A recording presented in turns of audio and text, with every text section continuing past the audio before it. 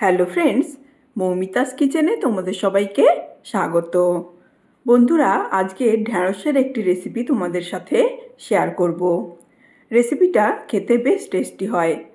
গরমের দিনে এরকম একটি মজাদার টেস্টি রেসিপি খেতে বেশ ভালোই লাগে।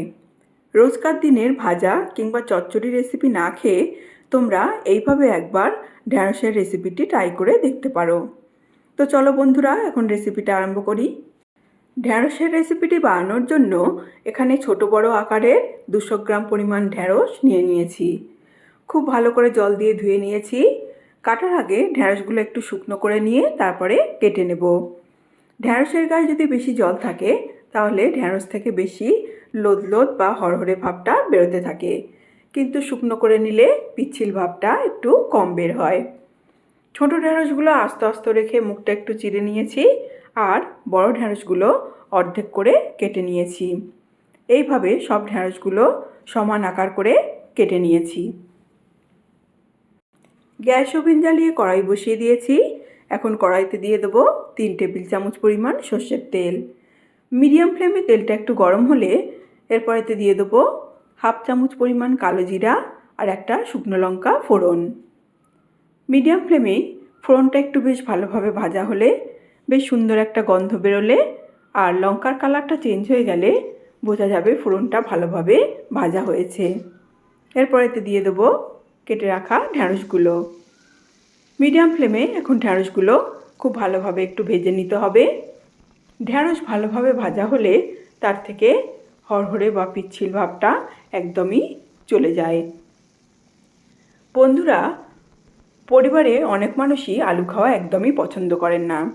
তাদের জন্য কী সবজি কীভাবে রান্না করব এরকম চিন্তা সবসময় হয়ে থাকে। আমরা খুব সহজেই ঢ্যাঁড়সের এই রেসিপিটা বানিয়ে পরিবেশন করতে পারি। এটি খেতে বেশ টেস্টি হয় আর বেশ ভালোও লাগে।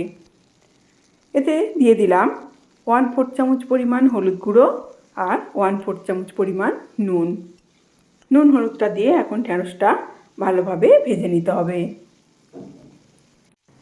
ঢ্যাঁড়সগুলো ভাজা হতে হতে আমি এই রেসিপির জন্য একটা পেস্ট রেডি করে নেব।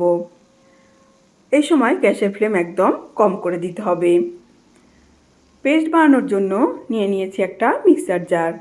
এখন এর মধ্যে নিয়ে নেব 3টে কাঁচা পাকা লঙ্কা, একটি মাঝারি একটু বড় মাপের পেঁয়াজ টুকরো করা, আর একটি ছোট সাইজের টমেটোর অর্ধেক টুকরো করা। এখন একটু জল দিয়ে পেস্ট করে নেব। পেস্টটা রেডি হয়ে গেছে।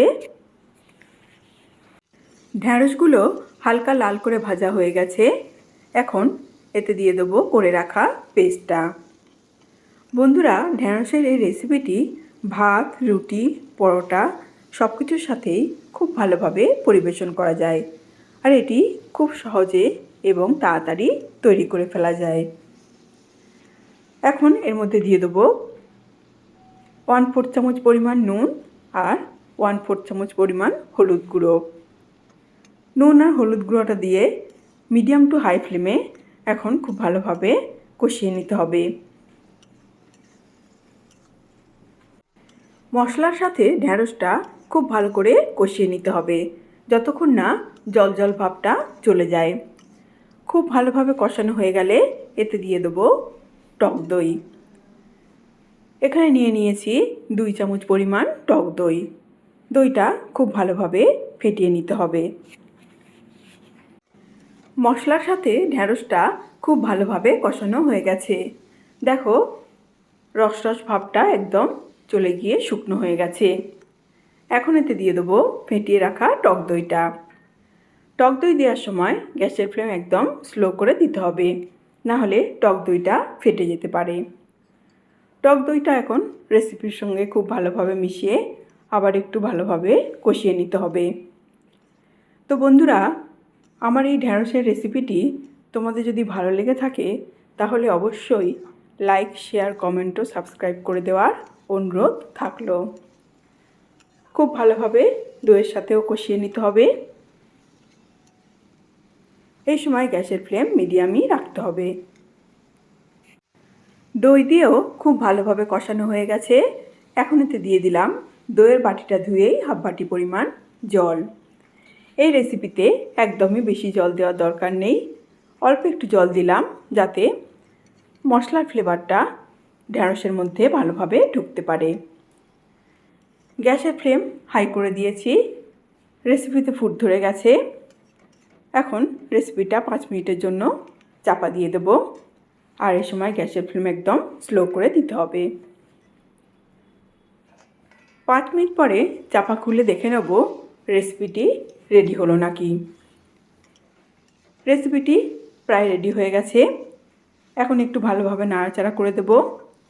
ঢ্যাঁড়সগুলো খুব ভালোভাবে সিদ্ধ হয়ে গেছে, কিন্তু একটাও ভেঙে যায়নি। বন্ধুরা, সব রেসিপিতেই টক দই দিলে আমি একটু চিনি দিয়ে থাকি, কিন্তু এই রেসিপিতে আমি চিনি ব্যবহার করলাম না, কারণ পেঁয়াজের মধ্যেও একটা মিষ্টত্ব ভাব থাকে, তাতেই রেসিপিতে স্বাদে ব্যালেন্স চলে আসবে।